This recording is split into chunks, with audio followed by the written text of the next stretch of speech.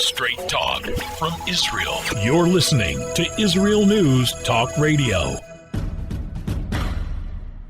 You're listening to The Jay Shapiro Show.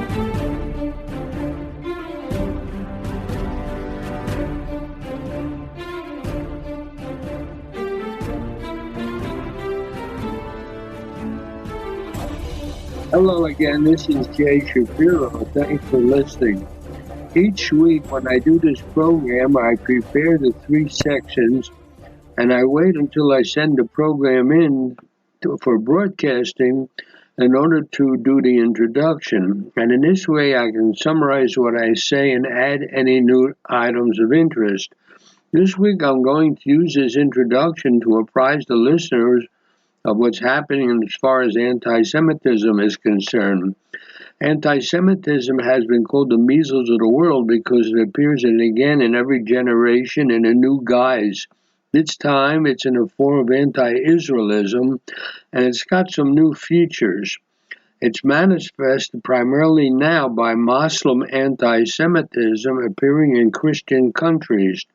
The worst anti-Semitic attacks in decades have taken, and in New York, they've alarmed the Jewish communities in Los Angeles, Utah, Arizona, London, England, and other smaller communities. What started as a response to the war between Israel and Hamas in Gaza has escalated to a surge of anti-Jewish hate around the world, continuing after a ceasefire was reached here in Israel.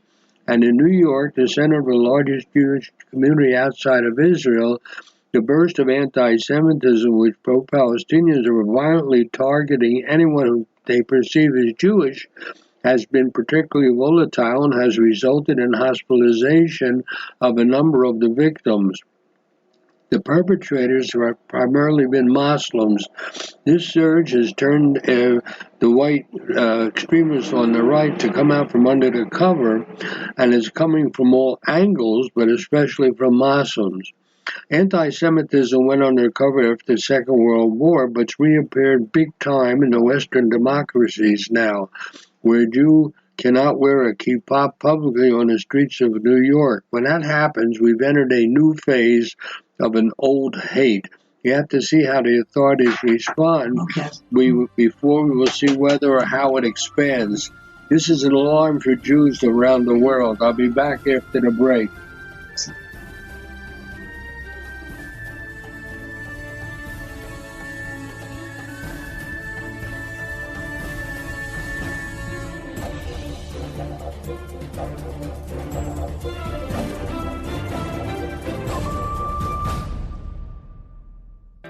The return of the Jewish people to the land of Israel was prophesied in the Bible thousands of years ago and is coming true today. Shalom. Join me, Josh Wander, on Israel Unplugged. Listen in as we delve into the spiritual and physical aspects of the Jewish return to Zion. We'll discuss the biblically mandated, historic, and of course practical understandings of this incredible transition from exile to redemption. That's Israel Unplugged, every Monday on IsraelNewsTalkRadio.com.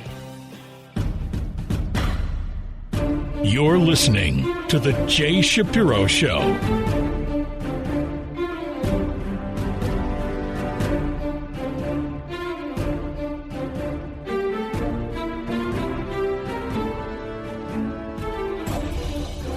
We're back with Jay Shapiro. A gentleman named Michael Cohen wrote an article in the Jerusalem Post last week, and he said exactly what I wanted to say, so I'm going to quote quite freely from his column.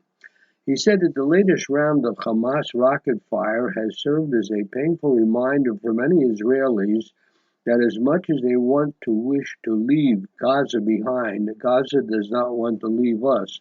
Once again, Israeli civilians have found themselves running to bomb shelters in the middle of the night, calming young children terrorized by sirens, with their sleep disturbed and their sights traumatized by the piercing sounds of explosions.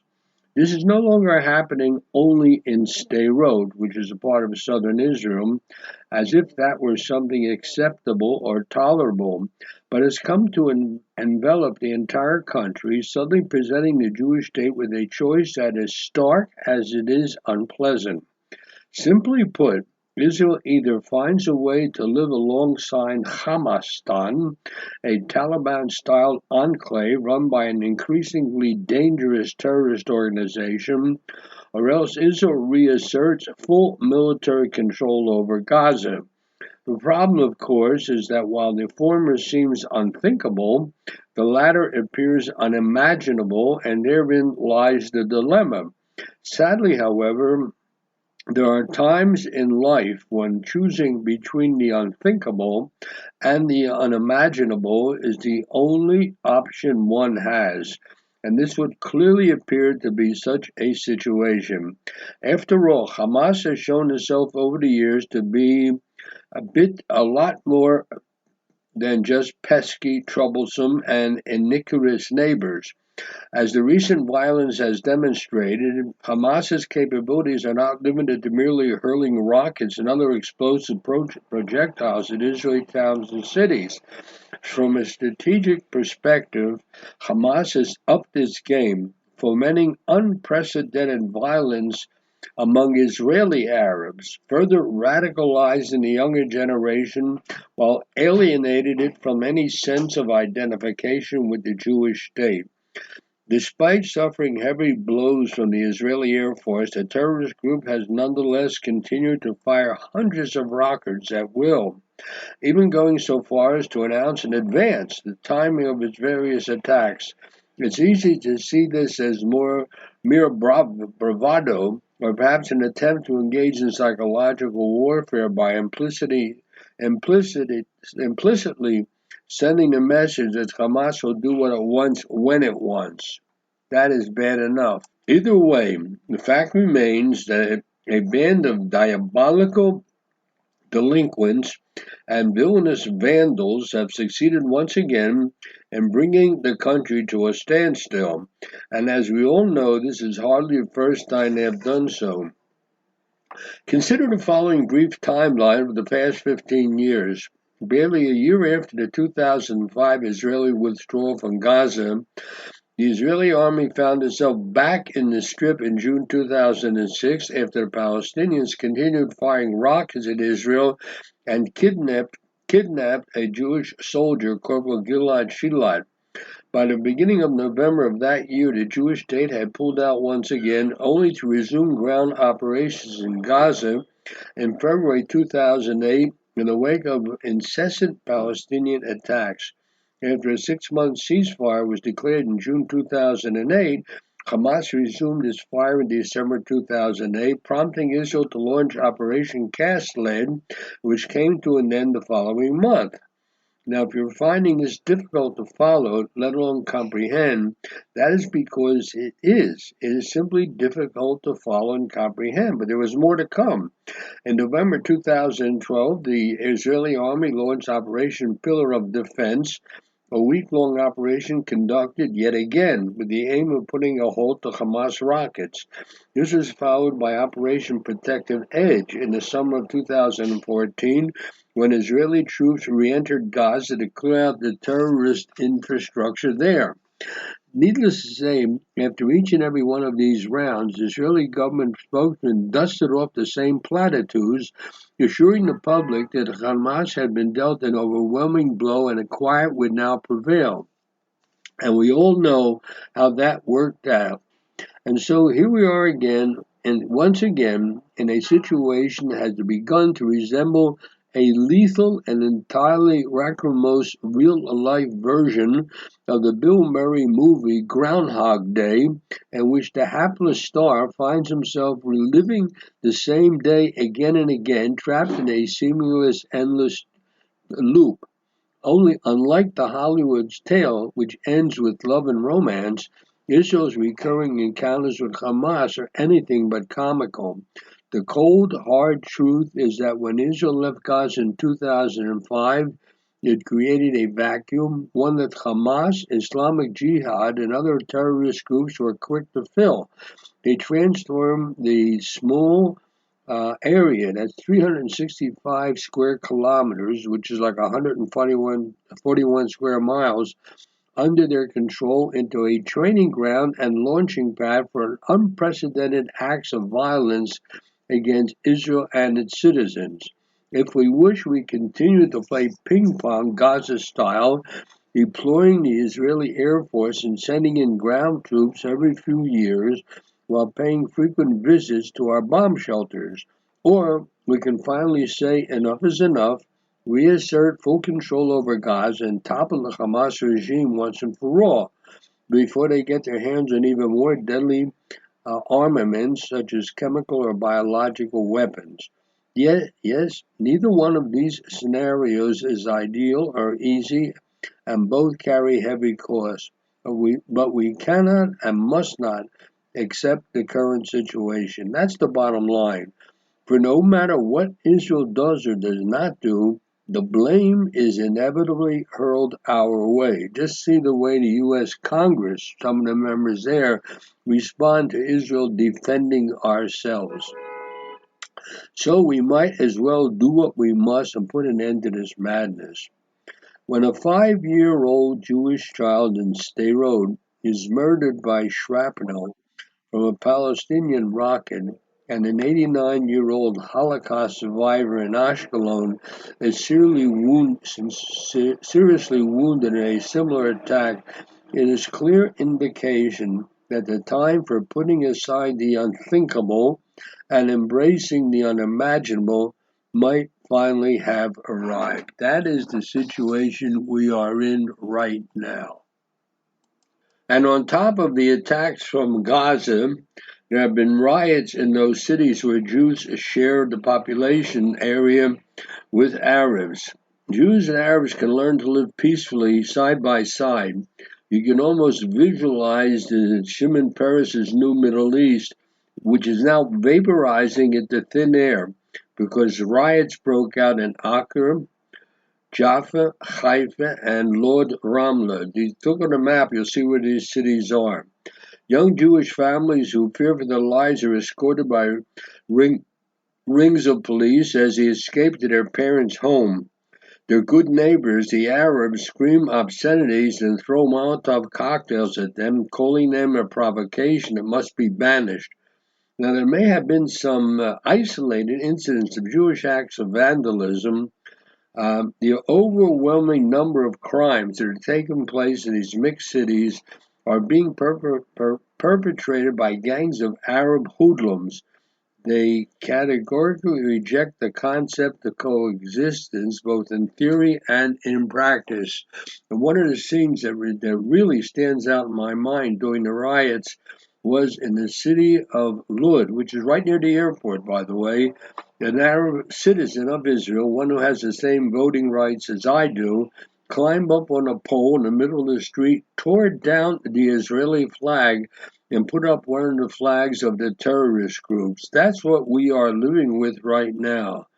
The scenes of Arab mobs going door to door searching for Jews and torching of synagogues reminds us of what happened back in 1929 before there was a Jewish state, but there were riots against the Jews and Jews were murdered by their neighbors.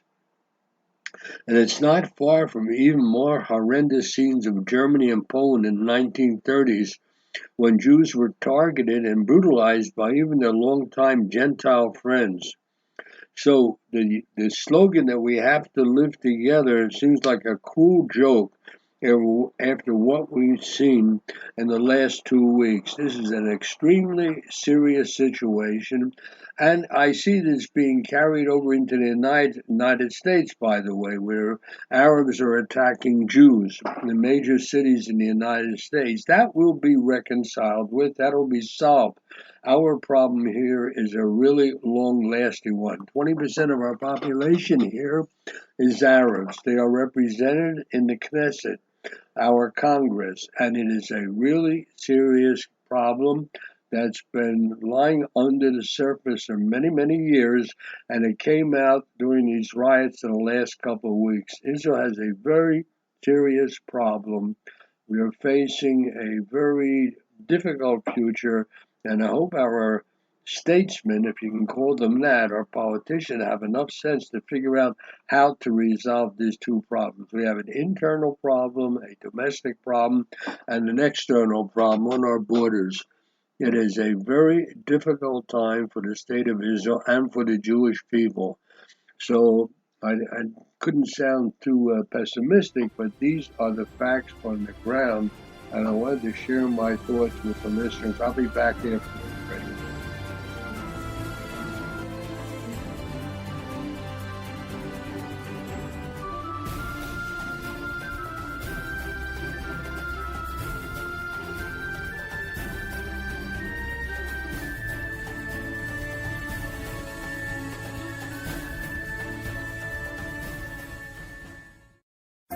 Hi, everyone. This is Andrea Simento from Jerusalem, inviting you to drop everything and join me on my show, Pull Up a Chair. We'll visit this week's quirky stories, meet fabulous guests, and discover my Israel. Together, we'll laugh, shout, and explain the topics that make us say, hey, we've got to talk about that.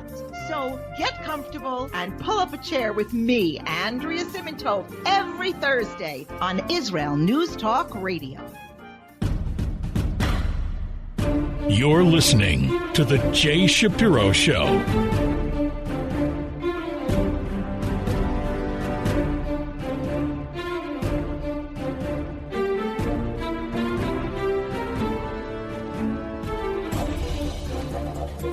Back with Jay Shapiro. At the end of the previous segment, I mentioned that there are certain false narratives and myths that we have to live with here in Israel. One of the myths that I mentioned was that Jews and Arabs can learn to live peacefully side by side. We know that this really has been proven to be wrong, and that what happened over the last couple of weeks in the joint Arab and Jewish cities here in Israel, in which the Arabs attacked their neighbors. And that brings us to another myth. And the myth is that the whole problem we have with our neighbors is about the settlements. We've been told many times that we heard it both from Palestinians and from left-wing Jews alike. If only the settlers, who somehow seem to be the root of all evil, would just pack up and leave Judea and Samaria, as they did in the Gaza Strip 15 years ago, then utopia would reign and we would all live happily ever after. Well, after we left the Gaza Strip, look what happened and what's coming out of there. So that's the first way to say that the myth doesn't work. Anyhow, another one is that we essentially were foolish when we did that, because the settlements are a smokescreen. The occupation actually is a viable word, because a large number of Arabs believe with all their heart that every centimeter of Israel is occupied and belongs only to the Arabs. They're not ashamed to say it openly. They cast down bricks and bullets on the Jews below. For them, for example, the city of Acre and the city of Lud, which, by the way, is where the airport is, are not just joint Jewish-Arab cities. They are all Arab cities which Jews have invaded and squatted therein and should be kicked out. That is what the Arabs believe. It's the myth of occupation. There's another myth, a third myth, that terrorism is not an existential danger. While obviously invasion by multiple Arab countries or nuclear weapons in the hands of Iran, God forbid, would be a clear and present danger to our very existence, we also have seen how acts of terror can shut down the country and put a stop to our normal way of life. That is what happened over the last several weeks. More than 2,500 rockets shot from Gaza into southern Israel caused our schools to close and restrict our movements countrywide. What would 25,000 missiles coming in from the south and north do to us?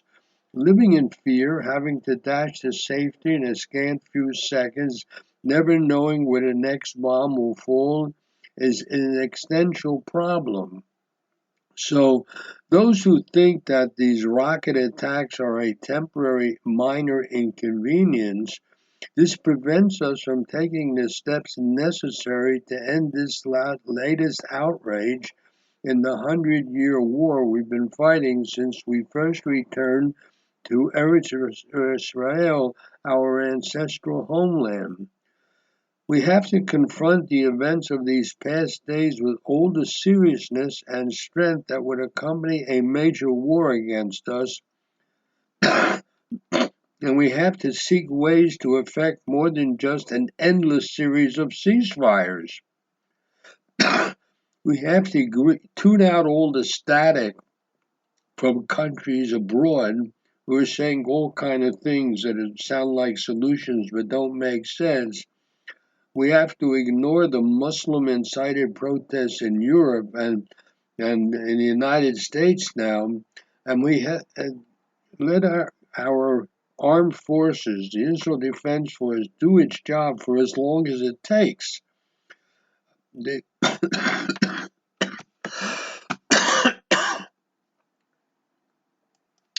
Palestinians like to compare Israel to the Crusaders, but that is 100% wrong. They think that they will last us out by some Muslim-led army that was done to the Crusaders centuries ago.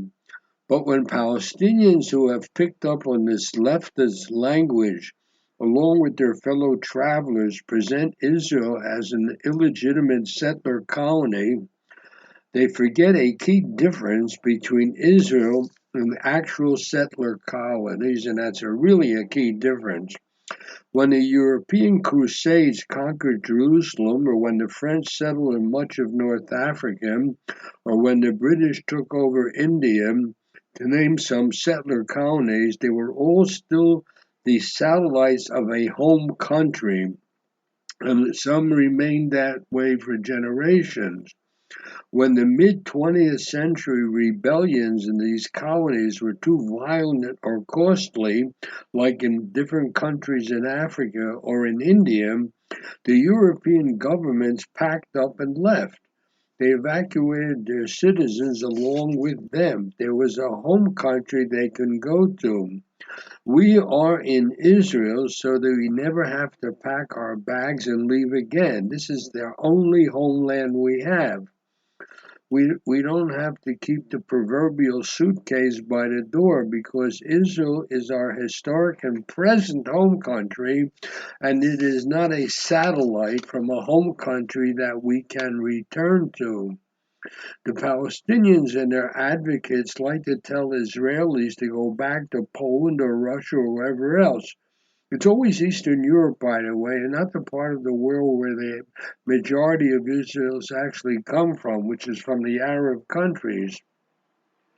But these places are not our homes. They never were our real homes, and the circumstances under which many of our ancestors lived show that those places never were the homes for Jews. They were only temporary. In the last 2 weeks, there has been a 500% spike in recorded anti-Semitic incidents in the United Kingdom, and a wave of anti-Semitic assaults, vandalism, and harassment of Jews across North America, from Montreal to New York to Los Angeles, and cities in between. In Western Europe, anti-Semitism is there all the time. It's been there for years. It is unlikely that this upstick in violence will kick off a wave of Jewish immigration to Israel. The percentage of American Jews who have experienced anti-Semitism is on the rise. Most are able to live safely and comfortably as Jews in the communities in which they live. But we don't live in a world where Jews can live safely wherever they want. We never have. The rise in anti-Semitic attacks come from those who claim to be standing up for the Palestinians. In the latest round of fighting between Israel and Gaza, mobs of young keffiyeh-wearing men maraud the streets of Los Angeles, asking diners in a sushi restaurant if they're Jewish. so they can pick someone to assault. This is happening all over the United States. In Manhattan, one man took part in a pro-Palestinian march and then went on to bludgeon a Jewish man. The New York Police Department is using the victim's bloody kippah as evidence of a hate crime.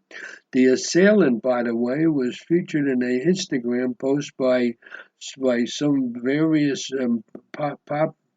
prominent Americans. There's something deeply ironic about people trying to free Palestine by attacking Jews in the diaspora, by turning their violence on Jews outside of Israel, by driving around Jewish neighborhoods to intimidate and assault the residents, by asking people on the street if they're Jewish while brandishing knives. They're expressing their desire to ethnically cleanse their Western country of Jews. That is the fact. Don't they know where Jews go when they're ethnically cleansed? They go to Israel, that very place from where they want Jews removed. But we are not the Crusaders. We're still here 73 years later after the state was founded, and no number of Hamas rockets will get us out of here, not even 4,000 in 11 days, which is what happened. Nor will anti-Semitic attacks on our brothers and sisters in the diaspora get us out of here. These are the facts. And the reason is we have a secret weapon. We have nowhere else to go. This here in Israel is our home. It is our only home. We have no place to go back to. This is it. And therefore we must defend it in every way possible because we have no choice. Our leadership understood this at the beginning of the state when they fought the War of Independence and beat 7 Arab armies. We're now facing a similar situation, and hopefully our leadership will take the steps necessary to convince the world and our enemies that this is our home and we are not going anywhere from here. That is the bottom line, and that is what the present struggle is all about. It's difficult. We will find somehow a solution for the simple reason we have no other place to call home. I'll be back after the break.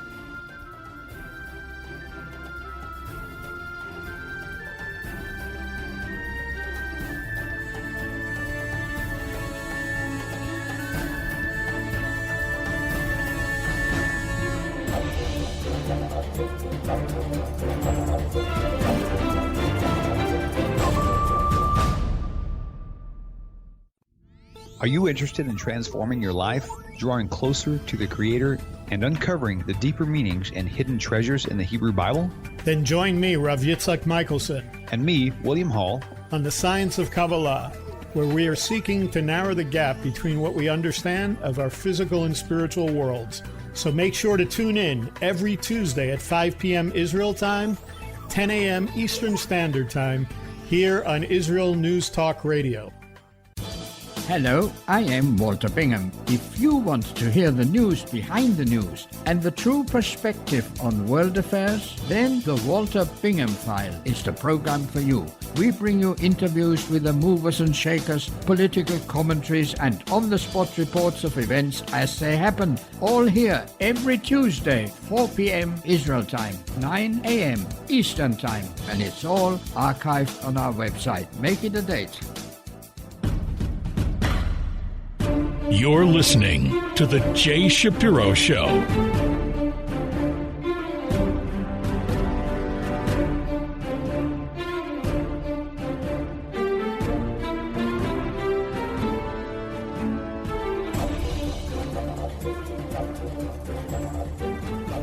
You're back with Jay Shapiro. There has been a tremendous and unusual outbreak of anti-Semitism in the United States in the last several weeks, coinciding with the war between Israel and Hamas in Gaza. Anti-Semitism went under the covers after the Second World War because after it was found what happened to the Jews, 6 million Jews were killed in Europe, anti-Semitism lost its fashion. But it's come back again in recent years, and a lot of it is anti-Semitism under the guise of anti-Israelism. It's the same thing. Jews across the United States were attacked in the last 2 weeks because of the fighting in Israel and Gaza. In Los Angeles, pro-Palestinian attackers threw punches and bottles at diners at a sushi restaurant. In New York's heavily Jewish Diamond District, protesters of Israel threw fireworks from a car amid a violent street fight. As footage of these attacks and others spreads online, American Jews say they are feeling a renewed anxiety around identifying themselves publicly as Jews. Some are taking off their kippahs or Star of David necklaces. Others are considering removing their mezuzahs from their doors. And more than a few are just trying to make a decision whether it's safe to walk to synagogue any longer. Now, that anxiety has long been familiar to Jews in Europe and elsewhere in the world, though similar feelings have surfaced in the United States, like in 2018, following the massacre at the Tree of Life congregation in Pittsburgh. A survey last year by the American Jewish Committee found that nearly a quarter of Jewish respondents avoided wearing or displaying something that would mark them as Jewish at some point in the previous 2 years. This week, American Jews feared they could be targeted due to an association, real or imagined, with Israel and its actions regarding the Palestinians. For some American Jews, that fear is manifesting itself in decisions to tamp down their public displays of Jewishness as a way to protect themselves. The Secure Community Network, which coordinates security for Jewish institutions nationwide, has received dozens of reports of anti-Semitic incidents over the past week. According to its CEO, there's a big difference between what happened last week and during the last Gaza war in 2014. And the difference is that social media is playing a larger role in fueling discord regarding the Israeli-Palestinian conflict in the United States. According to him, they've seen an incredible surge in online incidents and events, online acts of targeting or hate speech, as well as the ability of the Jewish community to share information about incidents and events. If you look at the process by which people are motivated to violence, whether they are someone who follows supremacist ideology, or they're anti-Semites, or they support Hamas, there's absolutely no doubt that the proliferation of messaging on social media plays a huge role. This spate of attacks on Jews has given Jewish security officials a sort of deja vu feeling back to 2019 when anti-Semitism spiked in around New York City and Jews actually suffered 2 lethal attacks. 2 Jews were killed in these anti-Semitic attacks in 2019. In Los Angeles, there were recent anti-Semitic attacks, including a violent attack on diners at a West Hollywood area sushi restaurant. A video capturing part of the attack in Los Angeles shows people in a caravan of cars flying Palestinian flags and yelling obscenities at Jews. Now, police actually arrested 1 man in connection with the incident, He was arrested on suspicion of assault with a deadly weapon. So what's happening between Israel and Gaza, which of course Israel is defending itself, we all know that. They brought all the apparently all the anti-Semites around the world have come out from under their cover. Incidentally, the American president Joe Biden spoke out strongly last week against the rising number of anti-Semitic incidents in the United States. Numerous anti-Semitic attacks have been reported. Needless to say, by the way, not all the attacks are reported. That's true all the time. There were physical attacks in New York and Los Angeles, and vandalism and verbal assaults. Last week, the Anti-Defamation League said that anti-Semitic incidents rose by almost 50% in the week following the beginning of the Operation Guardian of the Walls, which is several weeks ago, compared with the previous week. In other words, a 50% increase in 1 week. The recent attacks on the Jewish community are despicable and they must stop, said Biden. I condemn this hateful behavior at home and abroad. It's up to all of us to give hate no safe harbor.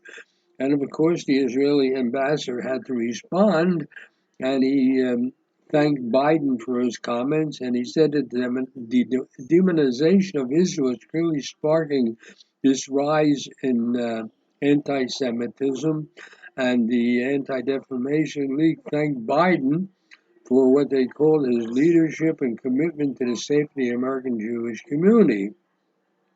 And they have to find ways to fight this despicable rise in anti-Semitism.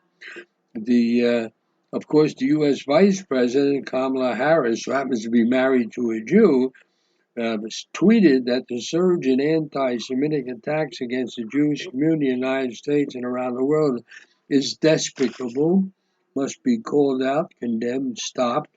As a country, we must stand united against hate of any kind. Last week, the Anti-Defamation League, together with the American Jewish Community, Hadassah, the Jewish Federations of North America, and the Union of Orthodox Jewish Congregations, wrote a letter to Biden about rising anti-Semitism. And they wrote that the conflict in Gaza has been used to amplify anti-Semitic rhetoric, embolden dangerous actors, and attack Jews and Jewish community. And they urged Biden to publicly call out anti-Semitism. He should appoint an ambassador at large to monitor and combat anti-Semitism and reestablish and fill the position of White House Jewish liaison. So things are picking up in the United States, which is not a good sign. In fact, anti-Semitism never really goes away. It just goes undercover for a while, and then it comes out again when it is convenient. The Anti-Defamation League, by the way, said that, this is interesting, they identified 17,000 tweets using variations of the phrase, Hitler was right. So extremists are weighing in many cases not only calling for the Jewish state to be destroyed, but glorifying genocidal posts calling for Jews to be gassed. That's what's happening in the United States. Pro-Palestinian demonstrations have also been a source of anti-Semitic incidents, although apparently the majority of protesters have stayed within the lines of free and civil discourse. It's interesting. There's a high level of vitriol against Jews.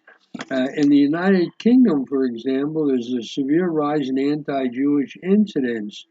By the way, when they talk about an increase in anti-Jewish incidents, these are the ones that are reported. Much of this goes unreported. The anti-Semitic incidents in the United Kingdom were emanating primarily from elements on the far left of the political map, as well as from the South Asian Muslim communities. these pro-Palestinian rallies have been a source of anti-Semitic messaging. So it's very bad. The flags and symbols of anti-Semitic jihadist organization were displayed publicly in London, as well as many comparisons Israel with Nazi Germany. So anti-Semitism, which has been called the world's measles, you never quite get cured of it, is back in style in the Western countries, in the Western democracies. That's not a good sign. And they're equating dislike of Israel's policies with hatred of Jews. And that's an old story. We're living through it again. Very sad that 70 years after the closing of the gas chambers and the destruction of Hitlerian Germany, things are back on the table again. I report this almost without any comment. It's like it's news, and that's all it is. Let's see what happens. Till next time, Jay Shapiro signing off. Take care of yourselves.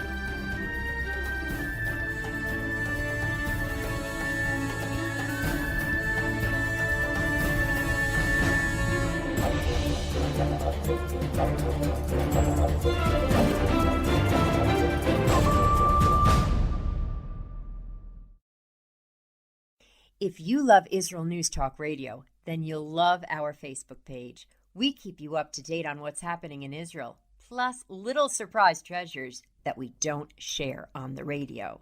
Go now to follow us on Facebook. Just look for the Israel News Talk Radio Facebook page, and don't forget to subscribe and follow us by clicking on the like button. We post great stuff there that you'll want to share. Israel News Talk Radio on Facebook and Israel News Radio on Twitter. If you're hearing this message, everyone else can too. Advertise with Israel News Talk Radio and get your message out to people. We'll build a personalized package for you. Contact advertising at israelnewstalkradio.com. Straight talk from Israel. You're listening to Israel News Talk Radio. Hey, this is Jake in Anchorage, Alaska, and I love listening to all the super interesting interviews and up-to-date information on what's happening in Israel. Hello, this is Anna King, originally from London, now living in Israel. And what can I say? Israel News Talk Radio is my cup of tea. My name is Bhaskar. I'm from India, and I love listening because you get to know the truth and wonderful voices from this lovely country. Mom! Okay, wait a minute. Hi, this is Chava Dax, and I'm calling for the rolling hills of Ma'ale Adumim, just north of Jerusalem. I always listen to Israel News Talk Radio to get all the latest news and commentary and to keep me up to date every day. This is Sarah Dax from Ma'ale Adumim, and I'm 12. I wish Israel News Talk Radio was boring so my mom wouldn't listen to it all the time. Mom! You're listening to Israel News Talk Radio. News, opinion, and more. You're listening to Israel News Talk Radio.